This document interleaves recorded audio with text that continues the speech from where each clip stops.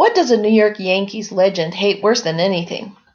Well, probably the same things that the rest of us hate. Liverwurst, winters, taxes, umpires. But as fans, you'd like to imagine, or at least I'd like to imagine, that Yanks slide right into seethe mode whenever they get a whiff of the Boston Red Sox. On the field, in pictures, on the airwaves, in their dreams.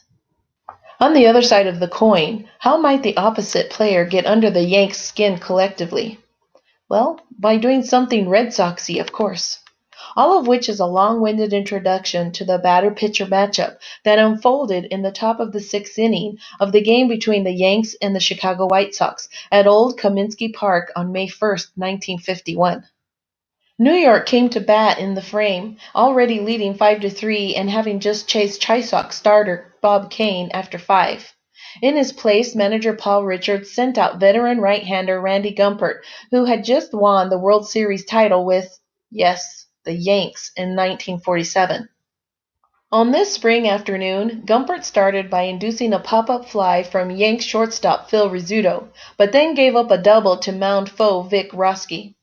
That brought up young phenom right fielder Mickey Mantle, who had been with New York all season but hit just .222 with 6 RBI and only 2 extra base hits, neither of them homers in April.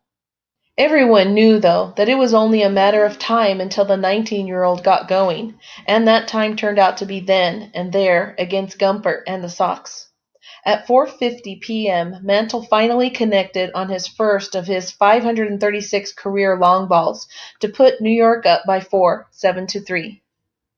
Gumpert would convince Jerry Coleman and Gil McDougald to fly out at the end of the inning, and he would stay in through the 7th, but the damage had been done. After Johnny Might's RBI single in the 8th, Yanks manager Casey Stengel turned to reliever Tom Furyk to close out the game, and he did.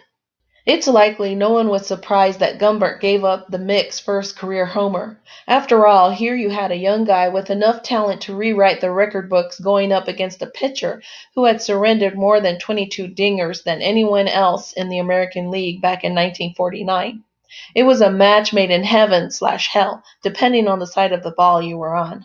And this meeting represented a real crossroads for the two players, too, with Mickey at the start of his big league journey and Gumpert, as it turns out, approaching the end of his at warp speed.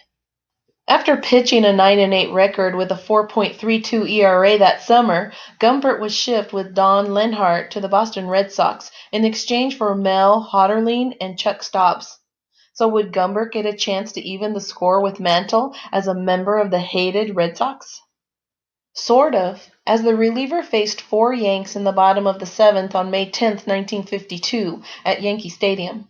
Alas, none of the 4 was Mantle. In fact, the budding legend didn't even play in that game. Then on June 10th, that stick-it-to-you opportunity was gone as quickly as it arose when the Bo Sox traded Gumpert with Walt Masterson to the Washington Senators for Sid Hudson. So after a so-so 20-game stint with the Senators, Gumpert was done in the majors at the age of 34. But as luck would have it, Topps inserted Gumpert at number 247 in their monumental 1952 set. That put him in the 4th of 6 series, which meant, as far as the old Gump Company was concerned, he was a Red Sox. And so there you have the hurler who served up Mantle's first dinger, stationed at just 64 cards in front of Mickey's Hobby Buster, and he wore a Boston uniform and a smile. If there is a cardboard heaven, you know number 311 Mantle is looking back at number 247 Gumpert with mixed emotions. Dude got him off the homer snide, but ain't no Yankee want to look at a Red Sox for the rest of eternity. I mean, the only indignity that might compare would be looking up at a Brooklyn Dodger. Yeah, 312 is Jackie Robinson. Like our video? Then like our video and subscribe to our channel. waxpackgods.com